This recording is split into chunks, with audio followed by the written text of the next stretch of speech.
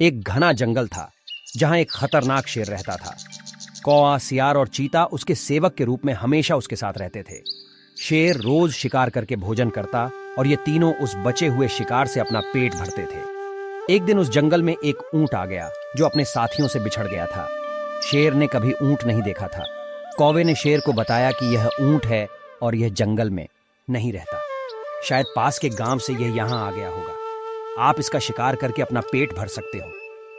चीता और सियार को भी कौवे की बात अच्छी लगी। तीनों की बात सुनकर शेर ने कहा कि नहीं, यह हमारा मेहमान है, मैं इसका शिकार नहीं करूंगा। शेर ऊंट के पास गया और ऊंट ने उसे सारी बात बताई कि वो किस प्रकार अपने साथियों से बिछड़कर जंगल में पहुंचा। शेर को उस कमजोर ऊंट पर दया आई और उससे कहा कि आप हमारे मेहमान हैं, आप इस जंगल में ही रहेंगे। कौआ, चीता और सियार इस बात को सुनकर मन ही मन ऊंट को कोसने लगे। ऊंट ने शेर की बात मान ली और जंगल में ही रहने लगा। जल्दी ही जंगल की घास और हरी पत्तियां खाकर वह तंदुरुस्त हाय गया। इस बीच एक दिन शेर की जंगली हाथी से लड़ाई हो गई और शेर बुरी तरह से घायल हो गया। वह कई दिन तक शिकार पर नहीं जा सका।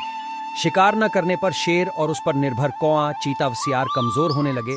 जब कई दिनों तक उन्हें कुछ भी खाने को नहीं मिला तो सियार ने शेर से कहा कि महाराज, आप बहुत कमजोर हाए गए हैं और अगर आपने शिकार नहीं किया तो हालत और ज्यादा खराब हो सकती है।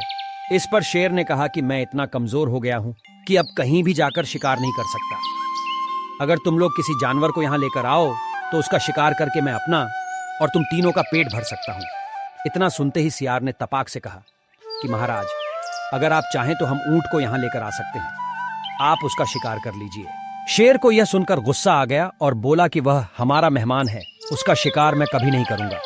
सियार ने पूछा कि महाराज, अगर वो स्वयं आपके सामने खुद को समर्पित कर दे तो? शेर ने कहा, तब तो मैं उसे खा सकता हूं।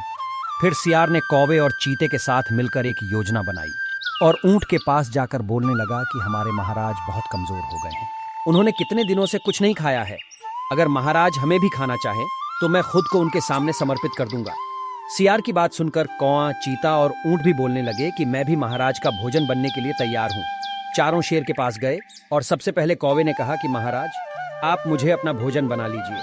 सियार बोला कि तुम बहुत छोटे हो, तुम भोजन क्या नाश्ते के लिए भी ठीक नहीं हो। फिर चीता बोला कि महाराज, आप मुझे खा जाइए। तब सियार ने कहा कि अगर तुम मर जाओगे तो शेर का सेनापति कौन होगा? फिर सियार ने खुद को समर्पित कर दिया। तब कौआ और चीता बोले कि तुम्हारे बाद महाराज का सलाहकार कौन बनेगा? जब तीनों को शेर ने नहीं खाया तब ऊंट ने भी सोचा कि महाराज मुझे भी नहीं खाएंगे क्योंकि मैं तो उनका मेहमान हूं। यह सोचकर वाय भी बोलने लगा कि महाराज, आप मुझे अपना भोजन बना लो।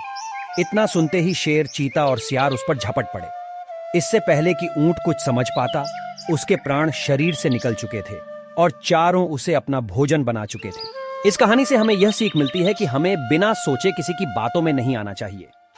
साथ ही चालाक, धूर्त लोगों की मीठी मीठी बातों पर कभी भरोसा नहीं करना चाहिए। दोस्तों, ये कहानी आपको कैसी लगी कमेंट कर जरूर बताएं और हां दोस्तों, हमारे चैनल सब्सक्राइब जरूर करें। धन्यवाद।